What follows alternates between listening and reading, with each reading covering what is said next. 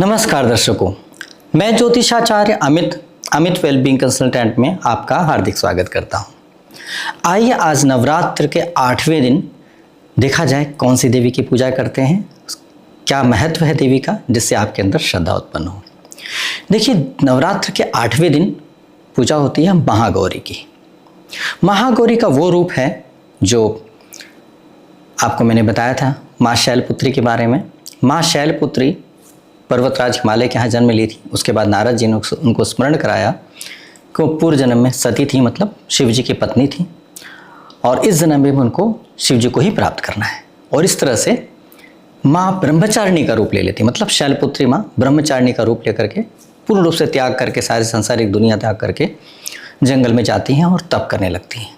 1000 वर्ष तक उन्होंने कंदमूल खाया था।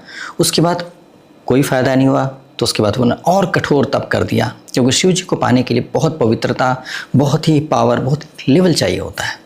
तो उसके लिए उनको तप करने की आवश्यकता लगी और उन्होंने 3000 वर्ष तक गिरे हुए पत्ते खाए। मैंने आपको बताया था कि गिरे हुए पत्ते खाने से कोई भी दोष, कोई भी पाप नहीं होता है, क्योंकि उसमें जीवन नहीं होता है। तो इस तरह से उन्होंने तप करते हुए अपने आप को इतना पवित्र कर दिया, इतना योग्य कर दिया कि शिव जी प्रसन्न होकर के उनको दर्शन देते हैं। अब जब शिव जी आते हैं, जब दर्शन देने के लिए उनके पास, मिलने के लिए उनके पास आते हैं, तब तक माँ ब्रह्मचारिणी का रूप बिल्कुल काला हो चुका होता है, बिल्कुल दुबली हो चुकी होती हैं, क्योंकि इतना तप करना, कठोर तप करना बहुत ही कठिन है। तो उन्होंने जब कठोर तप किया तो उनके शरीर में बहुत कमजोरी हो गई थी और बहुत सारी कमियां हो गई थी। बस ये था कि तप कर रही थी सब कुछ भूल करके। शिव जी प्रसन्न होकर के आते हैं और उनके ऊपर गंगा जल छिड़कते हैं और उनको ऊर्जा से भर देते हैं। और गंगा जल छिड़कने से जो माँ ब्रह्मचारिणी हैं वो बहुत ही ऊर्जावान हो जाती हैं और इनकी देह बहुत ही कांतिमय हो जाती है। जो काला सा बिल्कुल दुबला सा शरीर हो गया था, वो बिल्कुल 16 वर्ष की कन्या की तरह से इनका देह हो जाता है। मतलब एकदम 16 वर्ष की कन्या के बराबर, जैसे 16 वर्ष की कन्या लगती हैं वैसी हो गई। बहुत ही कांतिमय है, इनका चेहरा हो गया, स्वस्थ हो गए, और इनकी सुंदरता इतनी अच्छी हो गई कि जो इनका वर्ण हो गया, गौर वर्ण, जो काली थी, काले से गौर वर्ण हो गई। तो इनकी सुंदरता की तुलना, इनके गौर वर्ण की तुलना शंख से भी किया जाता है और पुष्प से भी किया जाता है, कुंद नाम के पुष्प से भी किया जाता है, इस तरह से, और चंद्रमा से भी किया जाता है। मतलब तरह तरह की उपमाएं दी गई हैं कि इस तरह सुंदरता उनके अंदर आ गई और बहुत ही सुंदर हो गई। तो इसीलिए इनको महागौरी, इनका वर्ण चूँकि गोरा है, इसीलिए महागौरी के नाम से इनका नाम पड़ा। ये रूप वह रूप है जो बहुत ही प्रसन्नता का, बहुत ही आनंद का, इतने कठोर तप के बाद शिव जी को पुनः इस जन्म में प्राप्त करके जो संतुष्टि होती है, वो संतुष्टि वाला रूप है और बहुत ही अच्छी अचीवमेंट, सफलता वाला रूप है। इस समय देवी माँ का जो रूप है वो ऐसा है कि देवी माँ बैल की सवारी कर रही हैं। बैल इनका वाहन है और इनके हाथ में 4 हाथ हैं। इनके 2 हाथ में डमरू और त्रिशूल है, जो शिव जी का है। शिव जी ने अपना डमरू त्रिशूल दे दिया इनको, और साथ में एक हाथ में अभय मुद्रा, एक हाथ वरद मुद्रा वाली है। तो बहुत ही प्यारा सौम्य रूप है और इस रूप का पूजन बड़ी प्रेम पूर्वक अगर आप करते हैं तो आपको बहुत लाभ मिलता है, क्योंकि देवी बहुत प्रसन्न मुद्रा में है। यहाँ पर कहीं क्रोध करने के मूड में नहीं है, किसी को मारने के लिए कोई मूड में नहीं है, बिल्कुल बस सुसज्जित हैं और बड़ी प्रसन्न मुद्रा में। यदि कन्याएं जिनका विवाह नहीं हो रहा है देवी माँ का पूजन करते हैं तो उनके विवाह के चांसेस बढ़ जाते हैं। देवी माँ की निष्ठा, देवी माँ का धैर्य, देवी माँ के तप, देवी माँ के अंदर जो पवित्रता थी, वैसे गुण अगर आप देवी माँ से मांगते हैं तो आपको प्राप्त होता है और आप अच्छे पति को ऐसे ही पा सकते हैं जैसे पार्वती जी ने, माँ गौरी ने शिव जी को प्राप्त किया था। तो इस तरह से करके देवी माँ हमारे को वही दे सकती है ना जो उन्होंने अचीव किया, जो हमारे लिए ट्रैक बनाया, जो उन्होंने दिखाया करके देखो हम ऐसा कर सकते हैं, ऐसा किया जा सकता है। तो इसीलिए कोशिश करना चाहिए कि सभी कन्याएं जिनका विवाह नहीं हो रहा है आज के दिन विशेष तौर पे पूजा करें, देव माँ को प्रसन्न करें। देव माँ को सारे श्रृंगार की चीज़ें चढ़ानी चाहिए, क्योंकि अब वो शिव जी आ गए हैं तो इनको सारे श्रृंगार की चीज़ें चढ़ानी चाहिए। इनका भोग विशेष तौर पे नारियल का होता है। नारियल मतलब सूखा नारियल नहीं, जो पानी वाला नारियल होता है वो नारियल वो चढ़ाया जाता है। वो बहुत पवित्र होता है, उसके अंदर जो जल होता है नारियल के अंदर तो वो बहुत पवित्र होता है। तो उस जल को चढ़ाएं, साथ में गोलागरी भी चढ़ाएं तोड़ करके। इस तरह से देवी माँ को चढ़ाएं तो देवी माँ को बहुत प्रसन्नता होती है, क्योंकि उनका भोग यही है। साथ साथ देवी माँ को जो पुष्प पसंद है वो चमेली का पुष्प पसंद है या रात की रानी।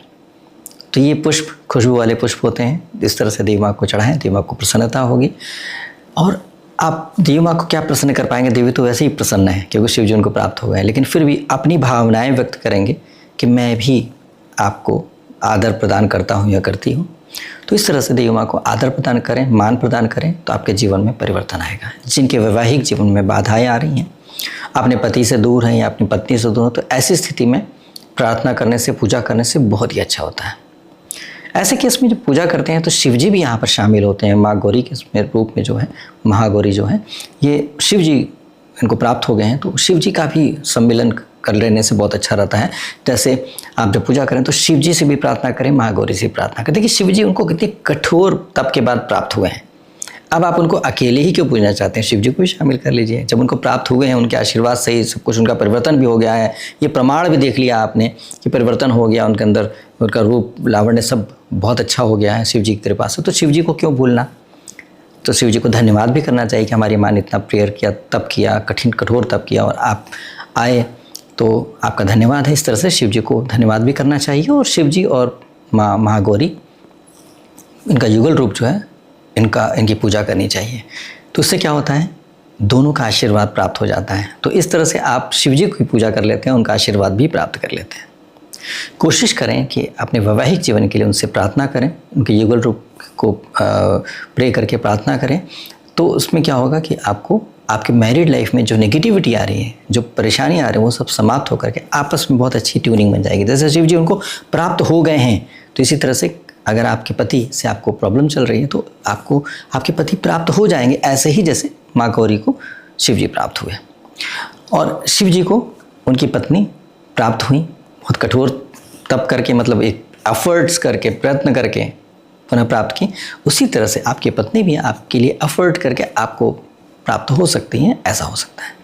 आप कहेंगे बहुत कठिन तप किया था उन्होंने, था हाँ तप तो किया था, कठोर तप किया था, लेकिन देवी माँ शक्तिशाली हैं और शिव जी के साथ मिलकर और भी शक्तिशाली हो जा रही हैं। शिव और शक्ति दोनों का मिलन हो गया है यहाँ पर। तो ऐसे में बहुत ही पावरफुल शक्ति उनके पास बन गए हैं।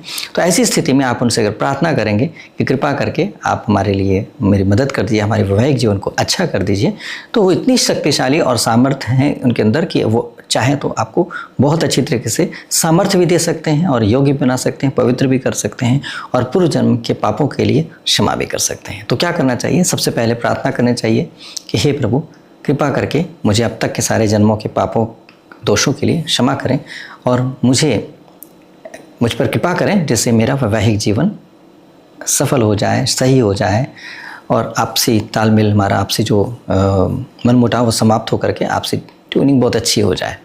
ऐसे करके आप प्रार्थना करेंगे तो बहुत ही अच्छी तरीके से आपके जीवन में परिवर्तन आ सकता है। डिपेंड करता है कि आप कितनी श्रद्धा से, कितनी भक्ति से, कितने विश्वास के साथ आप पूजन करते हैं।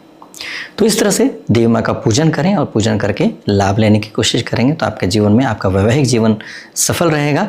और कहते हैं ना, वैवाहिक जीवन अगर आपका सफल रहेगा तो आप पूरी दुनिया जीत सकते हैं। मतलब आप, फिर ये बात हो गई जब पार्वती जी शिव जी को प्राप्त हो गए तो कितनी शक्तिशाली है शिव शक्ति। तो इसी तरह से आप भी पति पत्नी शिव शक्ति के रूप ही हैं, उनका अंश ही हैं। तो इस तरह से आप एक दूसरे के साथ मिल जाते हैं, एक दूसरे के साथ जुड़ जाते हैं तो बहुत अच्छा जीवन जी सकते हैं। एक दूसरे के दुख सुख में काम आए, एक दूसरे को क्षमा करते रहें, एक दूसरे को मदद करते रहें। इस तरह से अपना वैवाहिक जीवन जीने की कोशिश करेंगे तो बहुत अच्छा रहेगा। जब प्रार्थना करके, शिव जी से प्रार्थना करके, महागौरी से प्रार्थना करके यदि आपका वैवाहिक जीवन अच्छा होता है तो कभी भी कोशिश कीजिए कि आगे लड़ाई मत करिए, क्योंकि उनका सम्मान कीजिए कि उनकी कृपा से आपका वैवाहिक जीवन पुनर्स्थापित हुआ है। तो आपको चाहिए कि आप अब आपसी मतभेद न करें, उनका सम्मान करें कि उनकी कृपा है, उसका अपमान हो जाएगा।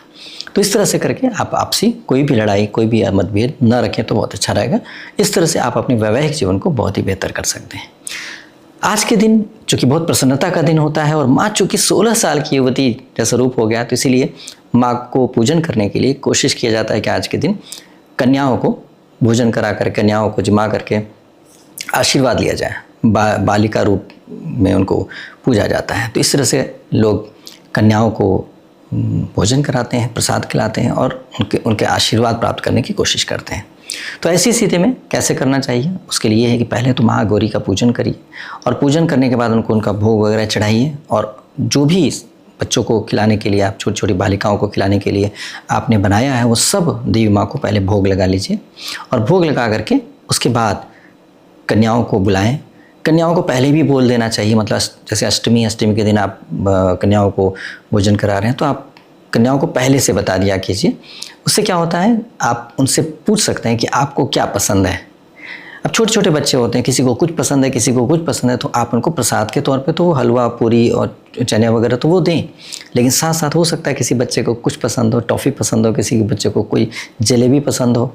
देखिए यहाँ पर देवी माँ की प्रसन्नता वाली बात कर रहे हैं। और आप कन्या को इसलिए नहीं खिला रहे हैं कि कन्या को खिलाने से बेनिफिट हो जाएगा, ऐसा करके, ऐसा स्वार्थ करके मत खिलाइएगा। आप क्या सोच के खिलाने की कोशिश कर रहे हैं कि देवी का 9 रूप है, 9 रूप की आपने पूजन करनी है। तो देवी माँ के 9 रूप को जो भी कन्या यार उनको मानते हुए कि एक रूप है करके ऐसा मानते हुए उनको भोग लगाने की कोशिश कर रहे हैं, जिससे उनको प्रसन्नता हो। तो पहली बात तो ये कि आपने जो चाहा वो पूरी, हलवा और चने वगैरह उनको खिलाने की कोशिश कर रहे हैं अपने तरीके से, लेकिन देवी माँ को भी तो कुछ प्रसन्न हो सकता है। तो ये मानते हुए कि छोटे छोटे बच्चों में देवी माँ का रूप है और देवी माँ की कृपा है, देवी माँ का प्रभाव है, आप उनकी भावना का भी सम्मान करते हुए उनसे पूछें कि आपको क्या पसंद है। अगर वो जो भी चीज़ बताएं तो वो चीज़ आप ला करके उनको ज़रूर भेंट करें और बच्चों को छोटे छोटे उपहार दे करके ज़रूर विदा करें। मतलब पर्पस क्या है कि वो छोटे छोटे बच्चे प्रसन्न हो जाए, खुश हो जाए, एकदम खुश हो जाए। अब आप देवी माँ को प्रसन्न करना इतना आसान तो है नहीं, लेकिन बाल रूप में, भोले रूप में जब उनको दुनियादारी जिनको पता नहीं है जरा भी, भगवान से ज़्यादा कनेक्टेड होते हैं। कोई भी बच्चा छोटा भगवान से कनेक्टेड होता है, धीरे धीरे धीरे दुनियादारी माता भगवान को भूल जाता है। तो छोटी छोटी बालिकाएं भगवान से ज़्यादा कनेक्टेड होते हैं, देवी माँ से कनेक्टेड होंगे। और आप इस भावना से कर रहे हैं। क्या मैंने आपको मंत्र बताया पूजा करने के लिए? या देवी सर्वभूतेषु, या बोलना या देवी सर्वभूतेषु माँ महागौरी रूपेण संस्थिता नमस्तस्यै नमस्तस्यै नमस्तस्यै नमः। तो इस तरह से क्या है कि देवी माँ को ये मानते हुए कि सभी जीव के अंदर जो माँ महागौरी के रूप में उपस्थित हैं उनको मैं नमस्कार करता हूँ या करती हूँ। तो अब आप जो छोटी छोटी बच्चियाँ आ रहे हैं उनके अंदर भी ये मानते हुए कि देवी माँ विराजमान है, उनकी भावनाओं की कद्र करते हुए उनको प्रसन्न करने की कोशिश कीजिए। जो भी भेंट दे सकते हैं दे करके विदा करेंगे तो उससे आपके जीवन में बहुत अच्छी ब्लेसिंग्स आएंगे। और छोटे छोटे बच्चे जब दिल से ब्लेस करेंगे तो उनको तो कोई स्वार्थ है नहीं, वो भोले हैं, प्यारे हैं, उनकी ब्लेसिंग्स तो बहुत ही पावरफुल रही आपके लिए। तो कोशिश करिए उन बच्चों को प्रसन्न करके उनको ब्लेसिंग्स दीजिए। आते इसमें उनके चरण धुलाइएगा, उनको टीका कीजिएगा, मान सम्मान कीजिएगा, जैसे कि देवी माँ ही आ गई हैं ऐसा मानते हुए करेंगे। साथ साथ कहते हैं कि 2 जो बालक भी होने चाहिए, तो इस तरह से 2 बालकों को भी भोजन कराना चाहिए तो अच्छा रहता है। तो इस तरह से करके आप जब करेंगे तो बहुत अच्छे से लाभ होगा और आपके जीवन में परिवर्तन होगा। तो इस तरह से अपने जीवन में परिवर्तन कीजिए, लाभ लीजिए और आगे बढ़ने की कोशिश करिए। मंत्रों के बारे में आपको बताते हैं कि मंत्र कौन सा करना आज के दिन। मैंने आपको हमेशा बताया है कि मंत्र एक मंत्र है जो आप लगातार हर रोज़ कर सकते हैं, उसको बदलाव करने की आवश्यकता नहीं है। यदि आपको नहीं समझ में आता है, कन्फ्यूज़न होता है, तो एक मंत्र रट लीजिए, वो आपके लिए बहुत इंपॉर्टेंट रहेगा आगे भी। ओम ऐं ह्रीं क्लीं चामुंडाय विच्चे, ये एकदम बिल्कुल सटीक मंत्र बोलिएगा, गाते हुए नहीं बोलना है, वाइब्रेशन के साथ बोलना है। मैंने दूसरा मंत्र आपको बताया है, या देवी सर्वभूतेषु माँ महागौरी रूपेण संस्थिता नमस्तस्यै नमस्तस्यै नमस्तस्यै नमो नमः। ये हो गया, ये मंत्र आपको बताइए अभी।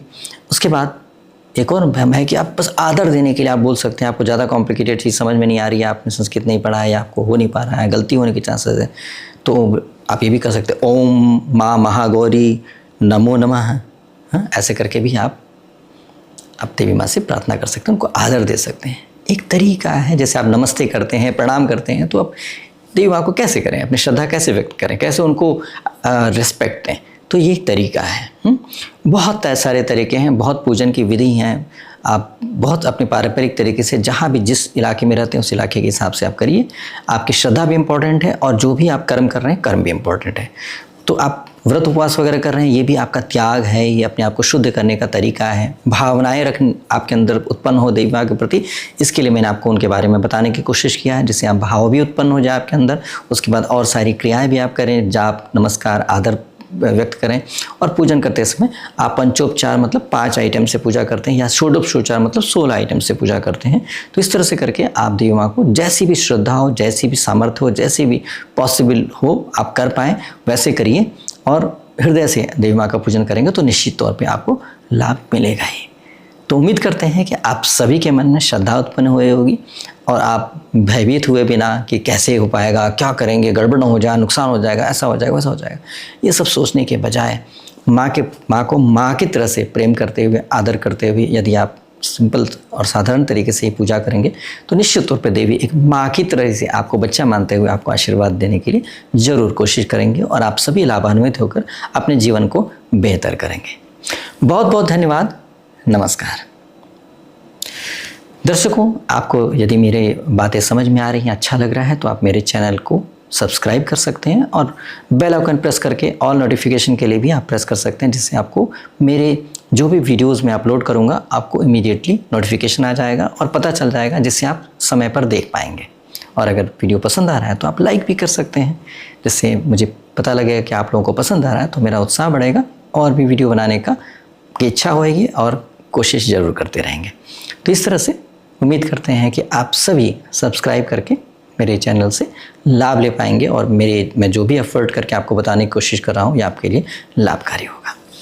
धन्यवाद। नमस्कार।